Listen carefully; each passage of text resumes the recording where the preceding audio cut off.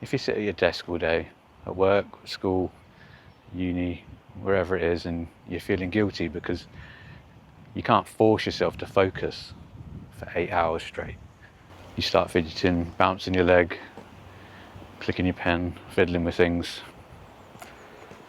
I need you to stop blaming your willpower. Your brain isn't broken. The reality is you're just trying to run a highly sophisticated, advanced survival engine, and that's your brain.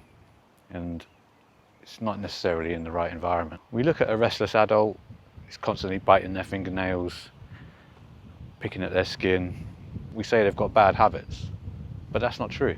But this restlessness, it isn't a biological mistake. It's something that's meant to be there. It's critical for humankind. If it was a mistake, then evolutionarily, it would have been wiped out millennia ago. To understand why it's a problem now, let's look at an analogy involving sugar and modern humans. Our ancestors evolved in a world where sugar was scarce, and therefore our brains were hardwired to crave it. Whenever we found it, it would become really important. But today sugar is everywhere. It's not scarce, it's in so many foods, it's available wherever you go. But our biology hasn't changed.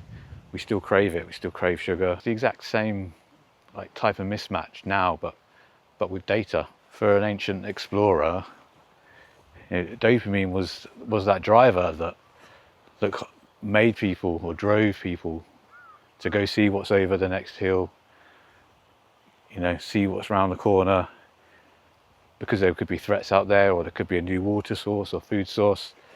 That was critical for survival.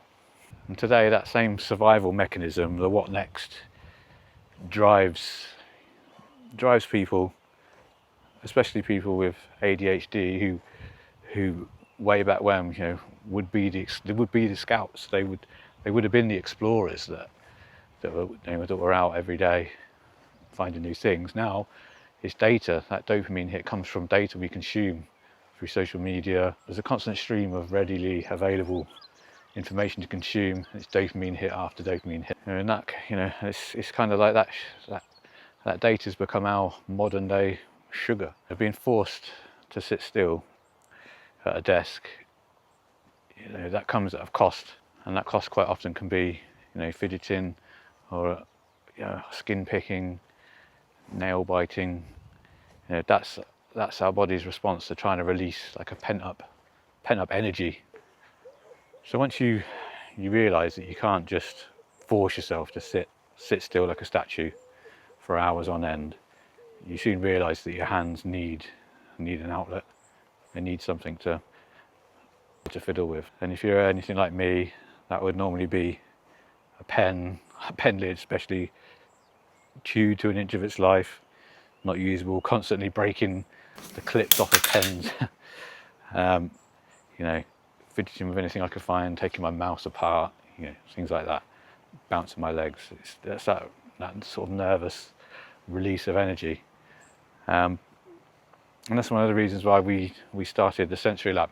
We were looking for high quality tools that could replace that. Now, if our ADHD ancestors, gave us exploration and they were our scouts, then autistic individuals were the architects.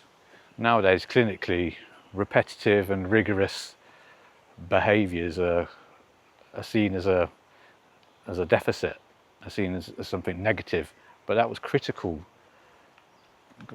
for human advancement. We needed people that could concentrate on a task, that could problem solve, that could hyper focus, that made it their mission to understand. Otherwise we never would advance things with precision, like metallurgy, engineering, data analytics, spotting patterns. That was really, really important. Now if we fast forward to today's environment, and the mismatch for that systematic mind, it can be really brutal, with open plan offices, the constant noise, the constant distraction, people hovering around your desk. If you're the type of person that that needs quiet, that can fixate on a task. Having that interruption, that noise, it can be so disruptive, and it can be really draining, really energy sapping. The small social interactions that may seem mundane and simple to others can be really energy consuming, and that really can have a negative impact on the way people work. Now, autism itself is, it's a massive, diverse spectrum, and I understand that there are people that require higher levels of care. And the point of this video is we're talking more about people that don't require that care. Just wanted to caveat that. Now, before, when we were talking about the digital age, the information, that has actually created a niche where people can actually thrive in roles like cybersecurity, data analytics, IT roles. Now, these are the types of roles where generally you can be left to your own devices. Things are quiet, working with like-minded people, but that doesn't come without its cost either. Essentially, working at a really high computational level with deep focus for long periods of time, that has its price, that has its toll on people, and quite often that can lead to things, again, like skin picking, nail biting, fidgeting with things, and other behaviours that can be seen as bad habits. But when your brain is working at that level, you need something to ground you, you need something to anchor you, and quite often a physical stimuli, that's what you need. But here's the thing: whether you're an explorer or an architect type person, the modern corporate world, it doesn't really care. It puts both together, really, and it doesn't consider the sensory needs of the individual. It essentially can force them to sit still for 8 hours at a desk, and any form of stimming is seen as a bad habit or as a negative behaviour. And that brings us really into the main point of this video, which is something called the mismatch theory. Now, if you imagine you've got a thoroughbred racehorse that's been bred to run fast in open fields, covering huge distances. If we lock that racehorse in a concrete stable for 23 hours a day, it would soon start kicking the walls, biting the wood,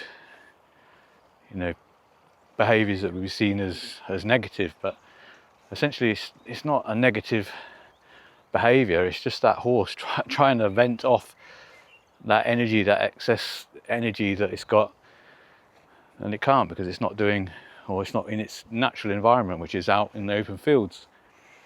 And that's essentially what we're doing now, working in corporate roles, not literally, but sometimes it feels like chained to a desk, going from back-to-back Teams calls, and unless you have an effective way to stim, which is a term we use for effective fidgeting with the right tool, you're going to find yourself biting your fingernails, picking your skin, and sometimes that can cause quite serious harm.